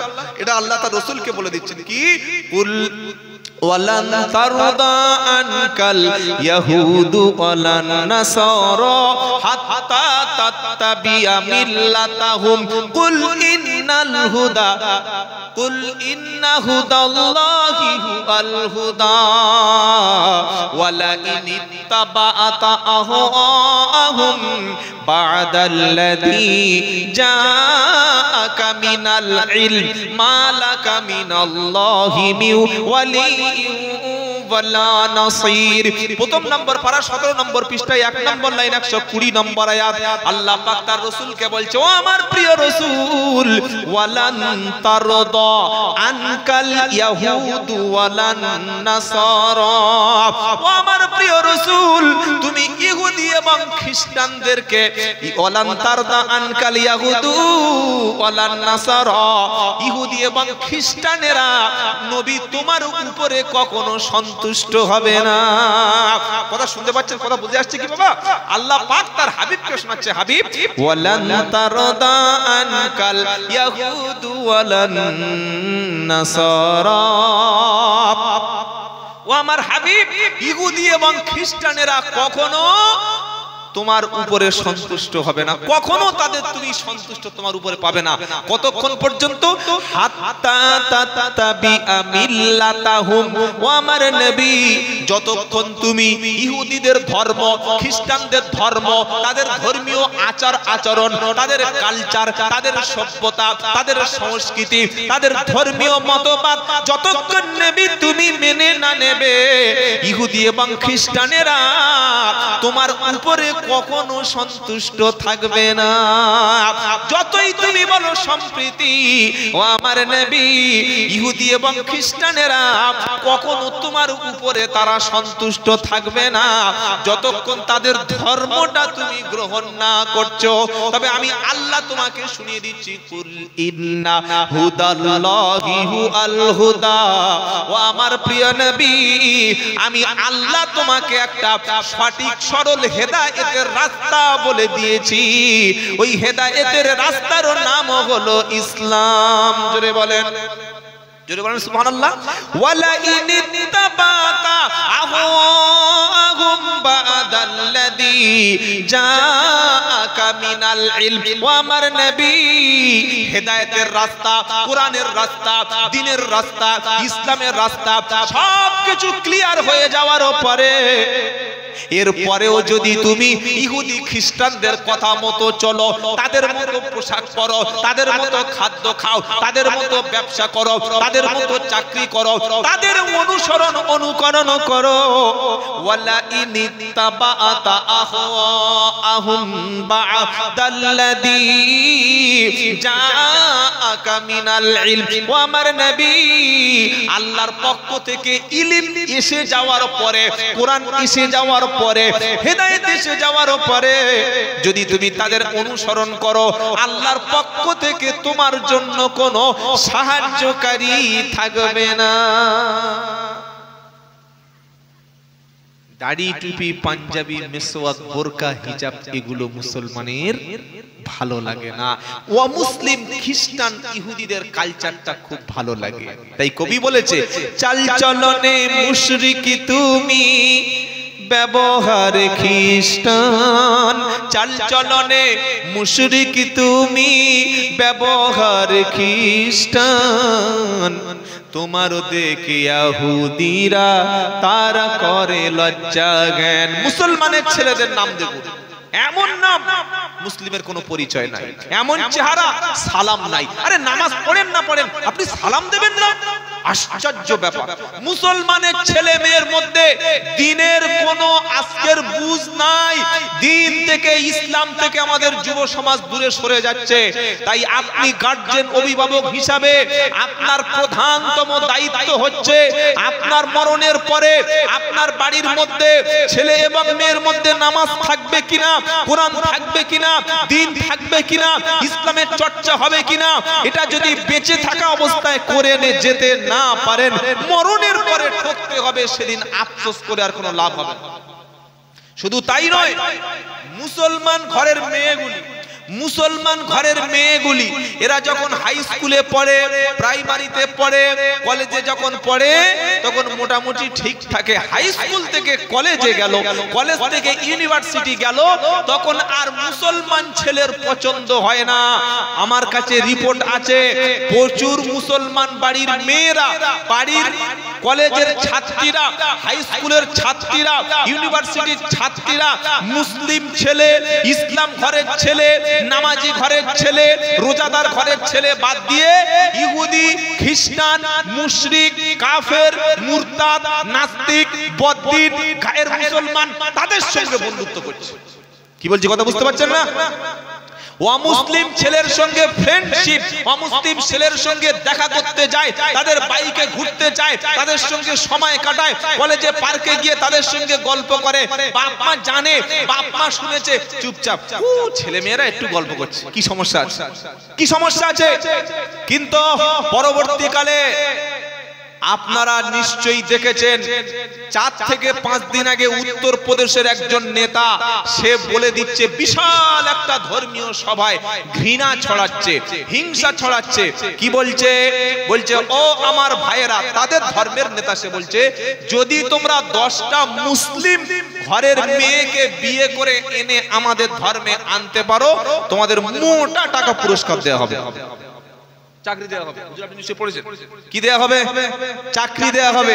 আর আমরা বাপেরা, ভাইয়েরা, মুসলমানেরা বলছে, আমার মেয়ে তো কলেজে যাচ্ছে, হ্যাঁ, আমার মেয়ে ইউনিভার্সিটি যাচ্ছে, আমার মেয়ে উচ্চ শিক্ষা গ্রহণ করছে। আরে কলেজে যাচ্ছে যাক, ইউনিভার্সিটি যাচ্ছে যাক, হাই স্কুলে যাচ্ছে যাক, তোমার মেয়ে মুশরিক, ইহুদি, গায়ের মুসলিমের সঙ্গে একই বেডরুমে যাচ্ছে, একই হোটেলে রাত কাটাচ্ছে, একই সঙ্গে ঘুরতে যাচ্ছে, একই পার্কে বসে গল্প করছে, তার সঙ্গে ঘন্টার পর ঘন্টা ফোনে কথা বলছে, মেসেঞ্জারে তার সঙ্গে চ্যাটিং হচ্ছে, তার সঙ্গে রাত্রেবেলা ফোনে কথা বলছে। তুমি হুঁশ নাই? তুমি দেখতে পাচ্ছ না? তুমি সচেতন হচ্ছ না? যেদিন তোমার মেয়েটাকে নিয়ে কাফের, মুশরিক, বেঈমান, বদ্দিন, ইহুদি, খ্রিস্টানেরা মুশরিক বানিয়ে যখন হারাম রক্ত তোমার মেয়ের পেটে আসবে, আওলাদ যখন হারাম তৈরি হবে, হারামির বাচ্চা যখন তোমার মেয়ের পেটে আসবে, সেদিন আফসোস করে আর কোনো লাভ হবে না। কথা মনে থাকবে ইনশাআল্লাহ। তাই কোরআন সাফ শুনিয়ে দিচ্ছে, ওয়ালা তানকিহুল মুশরিকাতি হাত্তা ইউমিননা।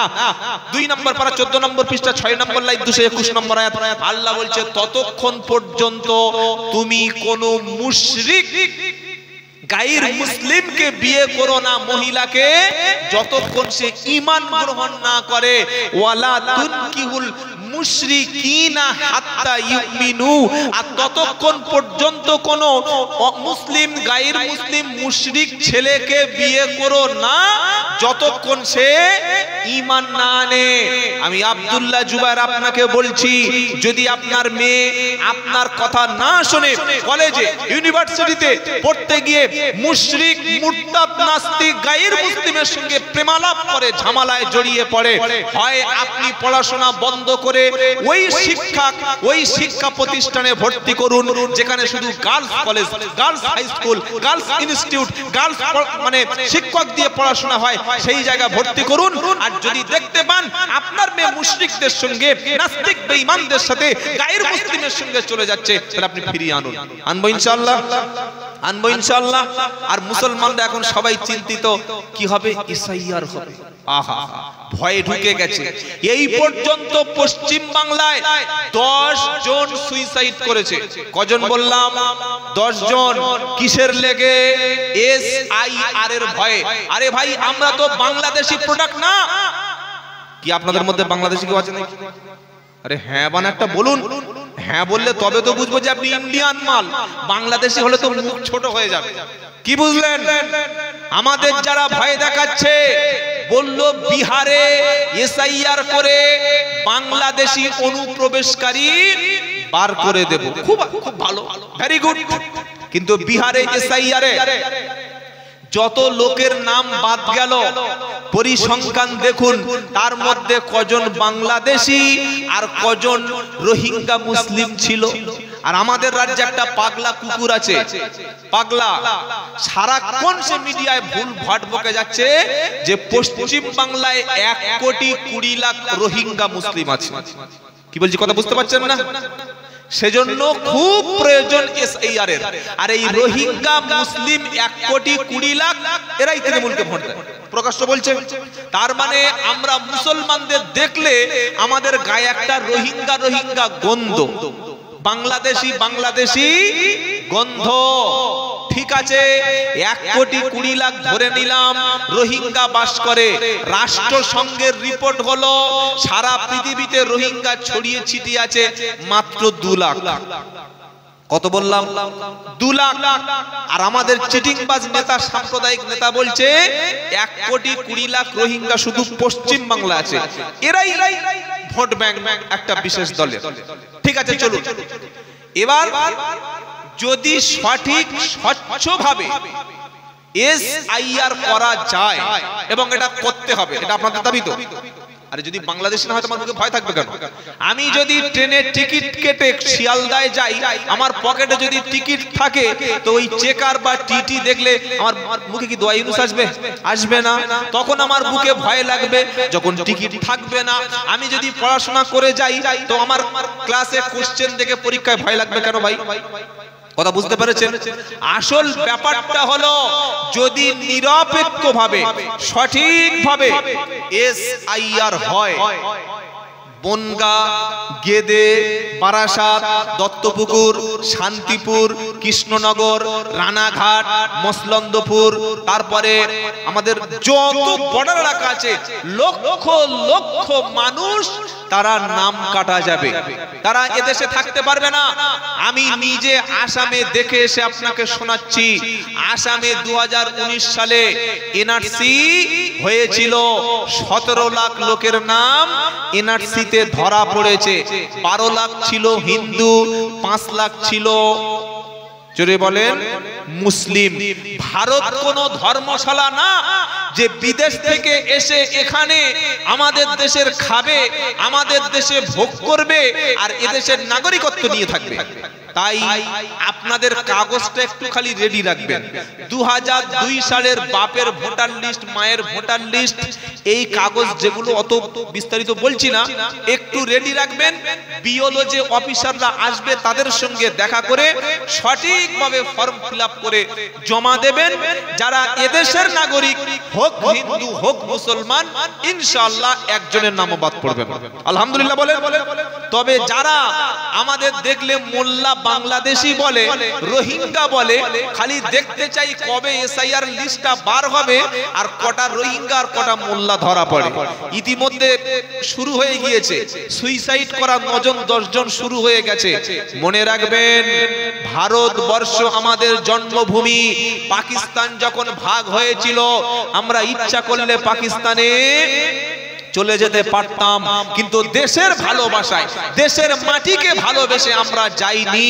ইচ্ছা করলে 1971 বাংলাদেশ যখন স্বাধীন রাষ্ট্র হলো, আমরাও ইচ্ছা করলে বাংলাদেশে এদেশের মুসলমানেরা চলে যেতে পারতাম, যাইনি। কেন যাইনি?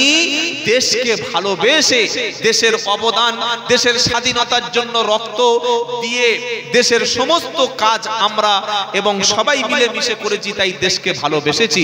সুতরাং যত এসআইআর এনআরসি যা কিছু আছে সব কিছু চালিয়ে দাও। এখন আমার বলছে মানুষকে পেরেশানি করার ধান্দাটা দেখেন। বলছে আধার কার্ড এটা কোনো ডকুমেন্টস না। কি বলছে বুঝতে পারছেন না? সিম কার্ড কিনবেন, আধার কার্ড। রেশন তুলতে যাবেন, আধার কার্ড। বাচ্চা জন্মের পরে আধার কার্ড লাগবে, মরে গেলে আধার কার্ড, হসপিটালে আধার কার্ড, প্যান কার্ডের সঙ্গে আধার কার্ড, ড্রাইভিং লাইসেন্সের সঙ্গে আধার কার্ড। আধার কার্ডটা কোন জায়গায় নেই খালি বলুন, কোন জায়গায় নেই? এত কোটি কোটি কোটি কোটি টাকা খরচ করে হাজার হাজার লোকের লাইনে দাঁড় করিয়ে রেখে বলছে আধার কার্ড এটা পরিচয় পত্র না। তাহলে ভোটার কার্ড বলছে এটাও না, রেশন কার্ড এটাও না, প্যান কার্ড এটাও না। এগুলো মানুষের পেরেশানি, এগুলো মানুষের হয়রানি। আসলে সরকার যখন জালিম, সরকার যখন মানুষকে কাজ, রুটি রুজি, খাবার, মাকান, বাসস্থান দিতে পারে না, তখন মানুষকে পেরেশানি করার জন্য লাইনে দাঁড় করিয়ে দেয়। তো যাই হোক, যেটা আল্লাহর পক্ষ থেকে হচ্ছে এটা আমাদের জন্য ভালোর জন্য হচ্ছে, এতে ঘাবড়ানোর কারণ নাই। কি আপনারা ঘাবড়ে যাচ্ছেন নাকি? আবার অনেকে বাড়িতে দড়ি টড়ি কিনে, বৃষ্টিস কিনে রাখেননি তো, যে নাম না আসলে আবার গলায় দড়ি দেবো, এরকম চিন্তা ভাবনা নেই তো? আরে ভাই, মরলে শহীদি জিতলে গাজী, এটা মোদের নেশা। মুসলমানের ভয় আছে নাকি? কি গো, মরলে শহীদি জিতলে গাজী, এটা যাদের নেশা। আল্লাহর রাস্তায় মরলে আমরা করব জান্নাতের আশা। ঈমান নিয়ে চলবো মোরা, ঈমান নিয়ে চলবো মোরা, দিন ছেড়ে দেব না। হিন্দুস্তানি মুসলিম মোরা, সবাই বলো রব্বানা, নারাই তাকবীর। ভয় পাওয়ার কারণ নাই, ভয় তো কাফের মুশরিকরা পাবে। কি গো, ওয়া মাইয়াকুনা তুমির রাহমাতি রাব্বিহি ইল্লাদ-দাল্লুন। আল্লাহ বলছেন গোমরাহি পথভ্রষ্ট লোকেরাই আল্লাহর রহমত থেকে বঞ্চিত হয়। তারা রহমত, তারা আল্লাহর রহমতের আশা করে না। গোমরাহি পথভ্রষ্ট লোকেরাই হতাশ হয়। আর মুমিন ব্যক্তি মাইয়াত্তাকিল্লাহ ইয়াজআল লাহু মাখরাজা ওয়া ইয়ারযুকু মিন হাইসু লা ইয়াহতাসিব। সূরা তালাক 28 পারা, সূরা তালাকের 3 নম্বর আয়াতে আল্লাহ বলছেন, যে ব্যক্তি আল্লাহকে ভয় করবে, ও যদি বিপদে পড়ে যায়, আমি আল্লাহ এমন ভাবে বিপদ থেকে বার করে আনবো, আর ওর যদি ক্ষুধার কষ্ট হয় এমন ভাবে রুজি পৌঁছে দেব ও কখনো কল্পনা করতে পারবে না। নারাই তাকবীর। ইমানদারদের জয়ী করবেন কে? আল্লাহ। ওয়াদা আল্লাহর, ওয়ালা তাহিনু ওয়ালা তাহজানু ওয়া আনতুমুল আলাউনা ইন কুনতুম মুমিনিন। সূরা আল ইমরানের 139 নম্বর আয়াত। আল্লাহ বলছে তুমি চিন্তা করো না, তুমি টেনশন করো না, তোমরা হতাশ হয়ো না। যদি তুমি মুমিন হও, আমি আল্লাহ আল্লাহ তোমাকে জয়ী করব। নারাই তাকবীর।